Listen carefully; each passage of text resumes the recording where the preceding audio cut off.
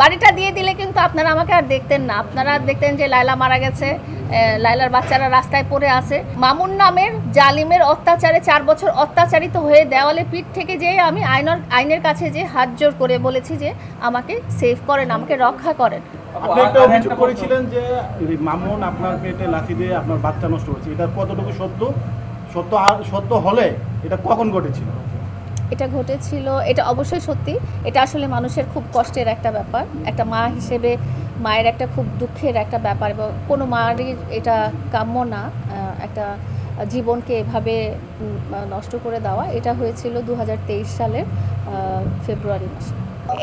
এর কোনো রকম সত্যতা নাই। আপনারা যদি ইভেন আমাকে সামাজিক যোগাযোগ মাধ্যমেও কোনোদিন দেখেন, কোনোদিনও দেখবেন না যে আমার আশেপাশে কোনো মেয়ে আছে। হ্যাঁ, আপনারা যদি আমার ফোনটা চেক করেন, আমি তো আসলে এই ধরনের কোনো কিছুতেই নাই। যেহেতু সে এই ধরনের অ্যাক্টিভিটিসের সাথে নিজে জড়িত, সেই জন্য তার মাস্টার মাইন্ডে আসলে এই কথাটাই এসেছে যে ঠিক আছে লায়লাকে দিয়ে এটা করাবো। আপনারা প্রমাণ সার্চ করেন, করলেই পাবেন অবশ্যই না। বাট আপনি যেটা বলেছেন যে যেই ব্যক্তির নামটা বলেছেন, সেই ব্যক্তির আমি ছায়ার কাছেও নাই, এবং আমি তার হাত থেকে মুক্তি পাওয়ার জন্যই কিন্তু মানুষ আইনের আশ্রয় কখন নেয়, মানুষ একটা মামলা কখন করে, যখন আপনি ভুক্তভোগী, যখন আপনি জালিমের অত্যাচারে অত্যাচারিত। আমি ওই মামুন নামের জালিমের অত্যাচারে 4 বছর অত্যাচারিত হয়ে দেওয়ালে পিঠ থেকে যে আমি আইনের কাছে যে হাত জোর করে বলেছি যে আমাকে সেভ করেন, আমাকে রক্ষা করেন।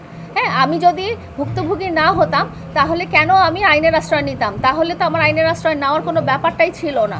এখন যেহেতু ভুক্তভোগী, এবং এখন যেহেতু আমি আপনাদের সামনে বলে এসেছি যে আমি আর নাই, সে যদি আমাকে মেরেও ফেলে তাহলেও আমি আর নাই। হ্যাঁ, তাহলেও আমি তার আশেপাশে ছায়ায় উপরে নিচে মানে কোনো জায়গাতেই আমি চাই না যে তার এই বিষাক্ত পরিবেশ, বিষাক্ত রাহু থেকে যেন আমার পরিবার এবং আমাকে আইন রক্ষা করে। আমি এই জন্যই এসেছি। কাবিনটা তো অবশ্যই ভুয়া দেখেই তো নারী শিশু মামলাটা হয়েছে। আমি যদি কাবিনটা ভুয়া প্রেজেন্ট করে তার এগেনস্টে কিছু করতাম, তাহলে তো সেই আইনি পদক্ষেপটা আগে নিয়ে তো আমার এগেনস্টে। আমি যেহেতু ভুয়া প্রমাণ পেয়েছি এবং প্রশাসন সেটা ভুয়া পেয়েছে দেখেই কিন্তু এই মামলার উদ্ভব হয়েছে, না হলে কিন্তু এই মামলাটা আসতো না। এই মামলাটার কারণটাই হয়েছে যে সে ভুয়া কাবিন দিয়ে আমার সাথে 4 বছর ধরে প্রতারণা করেছে, এবং তার যখন ওই যে বাড়িটা আমি কোনোভাবেই দিলাম না, বাড়িটা দিয়ে দিলে কিন্তু আপনারা আমাকে আর দেখতেন না, আপনারা দেখতেন যে লায়লা মারা গেছে, লায়লার বাচ্চারা রাস্তায় পড়ে আছে। তো এই যখন বুঝে গেছে যে না সে আর দিবে না, তো তখনই সে চলে গেছে। তো 4টা বছর সে আমার সাথে প্রতারণা করে গেছে।